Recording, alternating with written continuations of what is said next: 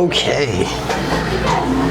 So I'm going to give like a brief 10-second pause and then launch into the intro. Okay. And then we're going to be talking about basically overcoming the 4 forces of employee disengagement. Okay.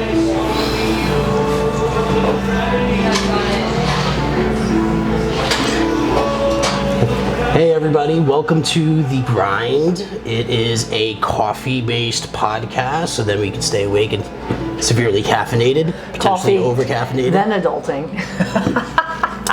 My name is Arnel Alicea. I'm with Visionary Business Development, and I am here with Michelle at Bossibly. All right, and we are at, where are we? We're River Road Coffee House and Popsicle, right? Yes. Coffee and popsicles, which is How amazing. How could you possibly Not want want any more? coffee How could you possibly want any more? Yes. I love that. So we are here to talk about overcoming the 4 forces of employee disengagement. And we actually always have a problem where before we turn the camera on, we end up having the entire conversation at least 1 or 2 times over. So this time we remember to go live first. So Yes. we're talking about employee engagement. You know, what is this? Or lack thereof. The lack thereof, right? So you were rattling off a pretty interesting statistic. 21%, according to this article, predictive index, is 21% of employees say that they are motivated to do their job and exceed in their performance. Only 21%. So the reverse of that means that, what, if my math's right, 79% are not motivated to do their job? Yep. That's a huge statistic. Yeah, so Gallup produces a State of the American Workforce report at some point over each year, and it always says the same thing, that the majority of the workforce is either disengaged or actively disengaged. And to be disengaged is basically your workforce that is disengaged is producing a dollar for a dollar, right? So they're not making you any money. You know, they're just kind of paying their own salaries just to get by. Actively disengaged means that they're stealing paper clips. And they're costing you money basically through their malfeasance. So they're actually the ones that usually get canned, but they're the ones that really cycle around the companies.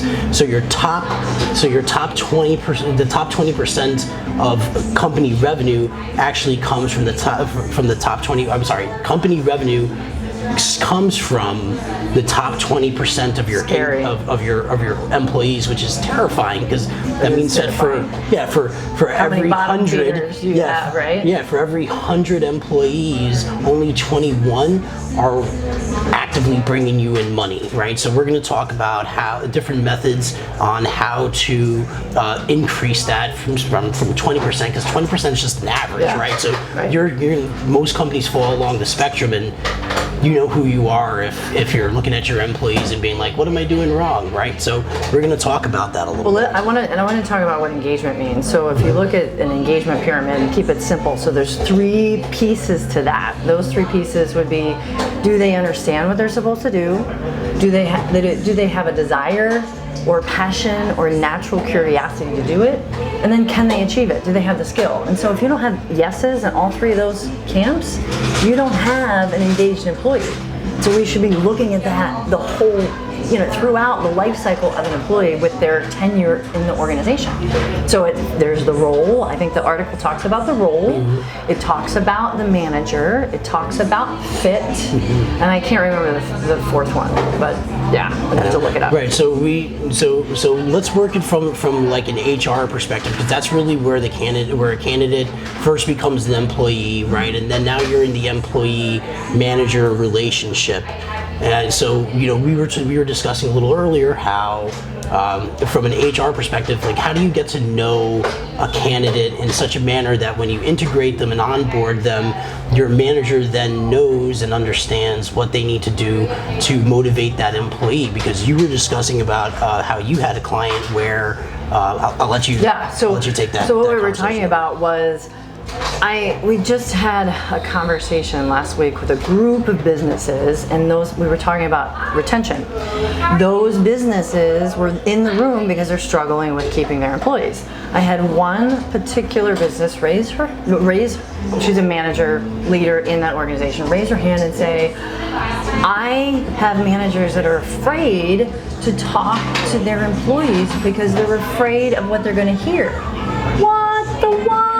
I mean, so if we're afraid of the information, so we're not going to ask. I said, well, it's your responsibility as a leader to make sure that's happening, to make sure that you're finding out the good, the bad, and the ugly. Because if you're sitting in the room for retention and you're having a problem, then that's part of the problem. Right. And so the fourth thing that we needed to talk about was culture, right? And so this is kind of how do you set up your company culture where people feel safe to bring up the issues, right? And that's at every single level. And as a leader, as an executive, you have to set that tone. And you have to make programs available where even if you have to anonymize it, right? Obviously it's better to come together as a team and really talk through all the issues that might be going on and places where you're losing money. But what it really comes down to is, like, as an executive, is creating that culture to begin with, and you can do that at any time. Well, and I think you can also pay attention to your attraction. So, if you look at the life cycle of a particular resource, you've got attraction, hiring, engagement, accountability, and retention. And so you drag that all the way through the process. But attraction starts with, what is your vision? What are your values? Are you writing that into your performance plans, into your job description? So you're hiring and asking the right questions. Right. And that gets to your culture. Do you even know what your values are? So you're attracting the right people in the first place? I don't know. And most people, if you ask that question, their businesses go, I don't know. Right. And if you think about what you're building a relationship, and in a business, yes, the relationship with the customer is very important, but equally so with the employee, because they're an extension of your culture and what you even started the business for. Right. So, are you asking the right questions during the hiring process, and are you holding to those motivating factors as a manager, right? Yes. Now, are we talked about, like, and it sounds kind of funny, but like love languages, right? What's asking people what motivates them, because not everybody's motivated by money.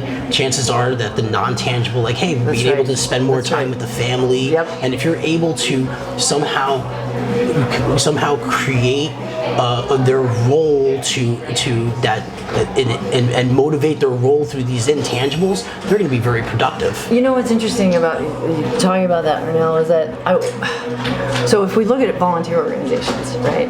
You're not paying those people. You have to find out what their motivator is. So not all businesses actually ask the question why they're here. Case in point, the passion, the desire, natural curiosity. But in a volunteer organization, you have no choice. You have to, if you want to keep them engaged, and you want to get them on board, and you want them to come back to continue to help. That is the key and the lack for a volunteer organization. It should be a natural byproduct of our business operation too. Right. So now, when we're talking about, a lot of times when you could hire an employee, and they may not be exactly perfect for the role that you hire them for. And what I think what ends up happening sometimes is, you get frustrated from underperformance, and you have a tendency to just maybe can an individual, as opposed to looking at their strengths, looking at their weaknesses, and how they present opportunities and threats to your organization. Like, maybe the threat is they're not very good at that front end role, but you know what? As an analytics person, maybe they're great. And as opposed to then just letting them go and then going through a very costly and repetitious onboarding process and an applicant tracking process, you just turn around and you say, hey, you know what? We have a better position for you. Or if they have a very unique skill set, finding a way to make that unique skill set provide value and production for your organization and creating their own role. I have a friend who's he's actually an aviary geneticist, so he's a very fancy vet. yeah. And so he actually. I'm glad you defined what that is. Right. Yes. Exactly. What does that mean? So he actually found a company where they valued what his expertise was so much that they created a role just for him, and he traveled all of Southeast Asia to basically giving presentations and teaching people about chickens. That's funny. Right? Yeah, it's crazy. It's crazy.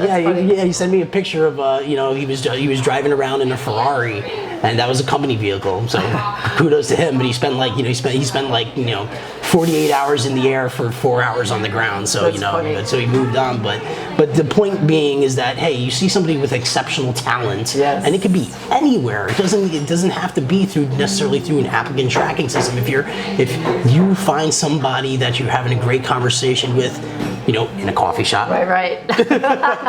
maybe that's the place that you hire them, and bring them in and say, hey, you know what? I want to get to know you better and see if there's something that we could work out.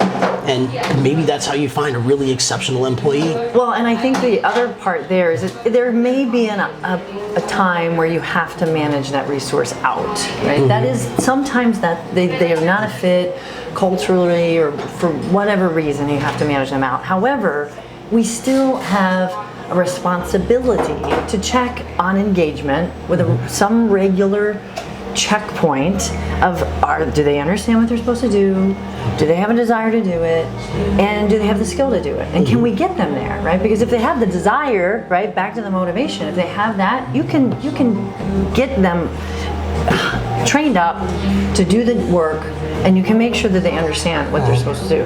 But if they don't have the motivation, then you might have to. They might have to be. Yeah, absolutely. Yeah, for sure. So I'm going to work towards wrapping up, but I want to focus on what separates the Fortune 500 companies from the companies that end up going out of business. And it's actually a piece of proprietary research that I had done quite some years back, and I'm sure the numbers have changed a little bit, but the premise has not. Right, for the difference between a Fortune 500 company and one that falls off the map is about a 20% engagement difference from their top from their top employees. So Fortune 500 companies, they're working towards 25 and 30%, which is not all that high, of their workforce being actively engaged, right? So they're producing the bulk of revenue per employee, right? And then on the opposite side of that, you have the companies that are failing, which are somewhere around like 10%. Okay, so that's not a huge gap, but yet it seems like, right? But there's a difference literally between a company that's in the billions of dollars in revenue and in Forbes magazine year over year versus one that is snuffed out of existence through incompetence. So. I guess the point is that you need to be mindful of the engagement or disengagement, checking to see if it's a problem with regularity, and then managing them up or out as necessary. Absolutely, absolutely. So with that, cheers. Thank you, River Roads. Have a good one, guys. It's delicious, and I'm gonna go get myself a red sangria popsicle now. That's fantastic. All right. Thank you very much for joining me, and good we'll see you next time on an episode of The Grind. Later.